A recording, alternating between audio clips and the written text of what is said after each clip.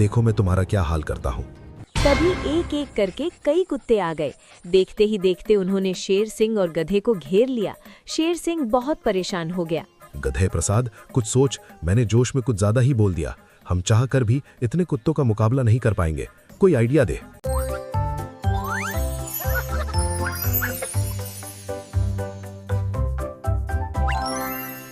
शेर सिंह गुफा में शिकार लेकर अंदर घुसा।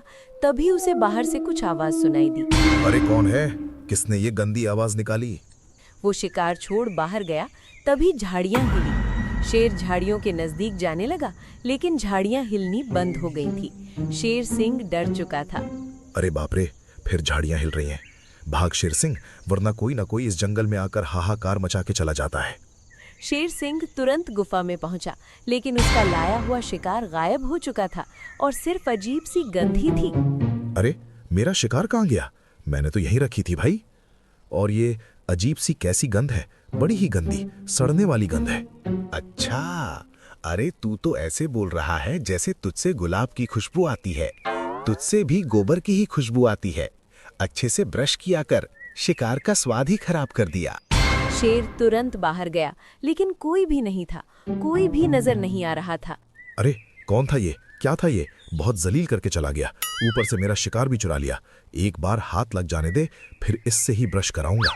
एक दिन एक लोमड़ी अपनी गुफा में, अरे वाह, सर्दी के लिए बेहतरीन खाना इकट्ठा कर लिया है। अब मुझे ज्यादा खाना ढूंढने की जरूरत नहीं होगी। और तो और कितने स्वादिष्ट लग रहे हैं। तभी उसे भी बाहर कुछ आवाज आई। वो बाहर आई, लेकिन कोई आवाज नहीं। कौन है? कौन भौंक रहा है? जरा मेरे पास आओ। लोमड़ी ने थोड़ी देर तक आवाज लगाई, लेकिन कोई जवाब नहीं मिला। और जब वो अंदर गई तो उसके होश उड़ गए। उसके जमा राशन का खाना चोरी हो चुका था। चोर ने लगभग पूरा सामान चुरा लिया था। हाय, मैं बर्बाद हो गई। पूरा राशन चोरी हो गया। बूंद बूंद करके ठंडी के लिए जमा किया था। किस कमबख्त ने चोरी कर ली। भगवान करे जब उसे वो खाए उसे लूज मोशन हो जाए। हाय राम। अगले दिन लोमड़ी रोती बिलखती शेर सिंह के पास जा पहुंची। शेर सिंह, मैंने बूंद बूंद करके सर्दी के लिए खाना इकट्ठा किया था, मगर किसी कमबख्त चोर ने उसे चोरी कर लिया। एक भी सामान नहीं छोड़ा उन कमबख्तों ने। अरे इसके घर में भी चोरी हुई है, लेकिन अगर मैंने बता दिया कि मेरे घर में भी चोरी हुई है और उस चोर ने बहुत जलील भी किया है, तो बहुत बेइज्जती हो जाएगी। इसे सिर्फ तसल्ली देता हूँ। अरे ये तो काफी नुकसान हो गया, लेकिन तुम चिंता मत करो। मैं एक अपना साथी भेजता हूँ जो तुम्हारे घर की चोरी की जांच पड़ताल करेगा और उन चोरों तक पहुँचा देगा। शेर सिंह गधे प्रसाद के पास गया। वाह, क्या बात है शेर सिंह, काफी परेशान नजर आ रहे हो। अब क्या हो गया? जंगल में चोरियां हो रही हैं। कल लोमड़ी के घर से उसका राशन चुरा लिया गया और पिछली रात मेरे घर में चोरी हो गई थी। मेरा शिकार चुरा लिया गया और तो और उसने मुझे खूब जलील भी किया। अरे कौन था वो जिसने आपका शिकार भी छीना और मुंह पे 4 बात बोल के भी चला गया? अरे यही तो नहीं पता। वो रात में आता है और चोरी करके चला जाता है। समझ में नहीं आता कौन है। आप चिंता मत करो, मैं कुछ करता हूँ। जरूर उस चोर का पता लगा लूंगा। आप टेंशन मत लो। गधा शेर के बताए पते पर पहुंचा, लेकिन उस जगह पहुंचकर उसका दिमाग खराब हो गया। उस जगह अनेकों पैरों के निशान थे। अरे इतने सारे पैर के निशान किसके हैं? भला एक चोर था या फिर बहुत सारे चोर थे? मुझे तो समझ नहीं आ रहा है कि आखिर किस निशान का पीछा करूं। गधा फिर एक निशान का पीछा करता है और पीछा करते करते उसी जगह आ जाता है। अरे यार, मैं तो उसी जगह आ गया हूँ। ये चोर तो बहुत शातिर है। एक भी सबूत ऐसा नहीं छोड़ा जिससे मैं ये पता कर सकूं कि ये किसका काम है। थक हार कर गधा वहां से चला गया और इस बात को काफी दिन हो गए। गधा शेर सिंह के पास कोई सबूत लेकर नहीं गया और फिर इस बात से परेशान शेर सिंह तुरंत गधे प्रसाद के पास जा पहुंचा। गधे प्रसाद, मैंने तुम्हें बोला था कि चोर का पता लगाओ। तुमने अब तक क्यों पता नहीं लगाया? शेर सिंह, वो चोर बहुत ही शातिर है। जब मैंने उसके पैरों के निशान का पीछा किया तो मैं उसी जगह आ गया जिस जगह से मैंने छानबीन स्टार्ट किया था। देखो गधे, वो चोर लगातार चोरी कर रहा है। हमें किसी भी हाल में उसे पकड़ना है। आज रात हम निगरानी रखेंगे और देखेंगे कि आखिर चोरी कौन कर रहा है। ठीक है, लेकिन आपको याद है ना, एक बार लकड़ बग्घे का पीछा करते करते आप बेहोश हो गए थे और आपको उठा के मैं लाया था। अरे वो बात अलग थी। उस समय मैं डिहाइड्रेट हो गया था। चलो आज रात को तैयारी करते हैं। रात में गधा और शेर झाड़ियों में छिपे थे। कोई सरसराहट नहीं थी, सब शांत था। लेकिन एक आवाज आई, हुंकारने की आवाज। दोनों सहमे हुए बैठे थे। तभी उनके सामने से 3 जंगली कुत्ते गुजरे। शेर सिंह, ये कौन है और जंगल में इनका क्या काम है? कहीं यही तो चोर नहीं है? चलिए इनका पीछा करते हैं। ये जंगली कुत्ते हैं, जरूर ये घुसपैठी हैं। दक्षिण प्रांत जंगल से आए हुए मालूम होते हैं। जल्दी चलो, देखते हैं इनका क्या प्लान है। दोनों पीछा करते करते एक मैदान में आ पहुंचे, मगर कुत्ते गायब थे, सिर्फ सन्नाटा ही था। तभी शेर को किसी ने पीछे से आवाज लगाई। अरे ओए शेर सिंह, पीछे मोड़, आगे आगे क्या देख रहा है? इधर देख, हम यहाँ हैं। तुम यहाँ क्या कर रहे हो? तुम्हारा यहाँ क्या काम? ये जंगल तुम प्राणियों का नहीं है, चले जाओ यहाँ से। तुम्हें क्या लगता है तुम्हारे कहने से हम जंगल छोड़ के चले जाएंगे? तुम हमें परेशान कर रहे हो। चुप यहाँ से चले जाओ, वरना ऐसा हाल करूंगा कि तुमने सपने में भी नहीं सोचा होगा। शेर सिंह, हमें कमजोर मत समझो। तुम हमारा मुकाबला नहीं कर पाओगे। भलाई इसी में है कि तुम हमसे सौदा कर लो। 1 भाग तुम्हारा और 1 भाग हमारा। लगता है तुम मेरी बात नहीं मानोगे। अब देखो मैं तुम्हारा क्या हाल करता हूँ। तभी एक एक करके कई कुत्ते आ गए। देखते ही देखते उन्होंने शेर सिंह और गधे को घेर लिया। शेर सिंह बहुत परेशान हो गया।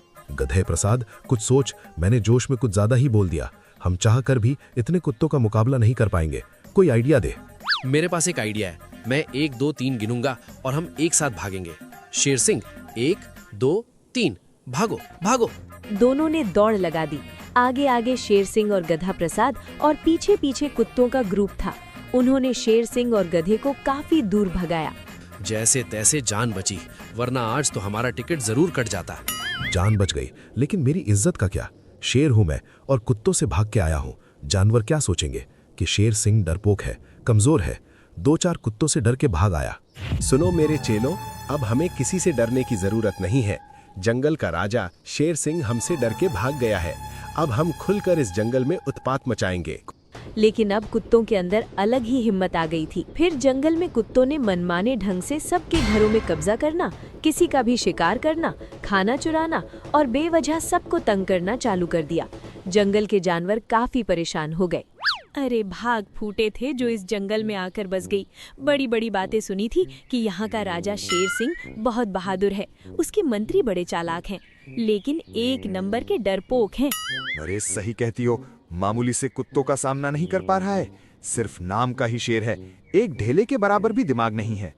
गधे के साथ रहकर उसका भी दिमाग घास चरने चला गया है। सारे फैसले तो गधा लेता है। गधा जो जो कहता, शेर वही वही करता। दूर से सारी बात शेख ऊंट सुन रहा था। हाल ही में वो दुबई का सफर करके लौटा था। वल्लाह, मेरे कुछ दिन जंगल से बाहर जाने से ये क्या क्या हो गई। सभी जानवर शेर सिंह के विरुद्ध क्यों हो गई और किस कुत्तों की बात चल रही है? शेर सिंह से मिलना पड़ेगी। ऊंट तुरंत शेर सिंह के पास पहुंचा। शेर सिंह, ये क्या हो गई? जंगल में क्या हो रही है? सभी आपका खिलाफ क्यों हो गई और जंगल में कैसा कुत्ता आ गई? शेर सिंह ने सभी बात ऊंट को बताई, जिसे सुन ऊंट भी बहुत परेशान हो गया। गधे मियाँ, तुम तो चालाक होती। तुम कोई तरीका निकालो जिससे ये कुत्ते भाग जाती और शेर सिंह का रुतबा फिर वापस आ जाती। मुझे कुछ समझ नहीं आ रहा है। उनकी संख्या बहुत ज्यादा है और तो और वो काफी होशियार भी है। हमारी चालाकी बहुत आसानी से पकड़ लेते हैं। लगती है इस बार मुझे कुछ करना होती। मुझे उनके बीच जाना होगी और उनका कमजोरी ढूंढना होगी। लेकिन अगर मुझे कुछ हो जाए तो तुम दोनों एक बात याद रखती, मेरी अमर कहानी सबकी बताएगी। ठीक है, मैं तुम्हारी 1-2 कहानी तैयार करके रखता हूँ कि आने वाले बच्चों को याद रहेगा कि शेख ऊंट ने इस जंगल के लिए अपनी शहादत दी है। अगले दिन ऊंट कुत्तों के ग्रुप के पास जा पहुंचा। उसे देखकर कुत्ते लालच में आ गए। अरे वाह, इतना बड़ा खाना! मैंने आज तक ऐसा जानवर नहीं खाया।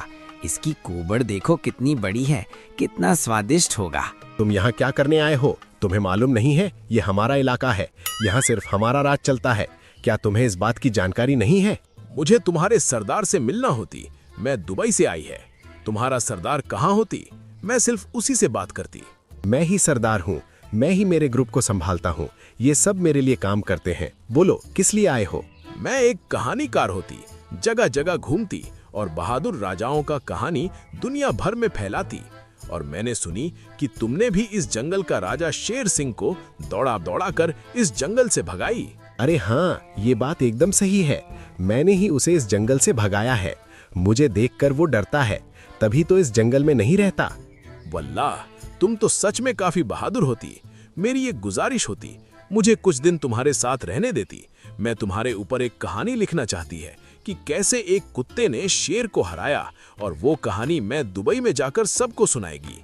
वाह वाह, बिल्कुल, तुम मेरे साथ रहो, मुझे देखो और मेरे लिए बड़ी बड़ी कहानी लिखना।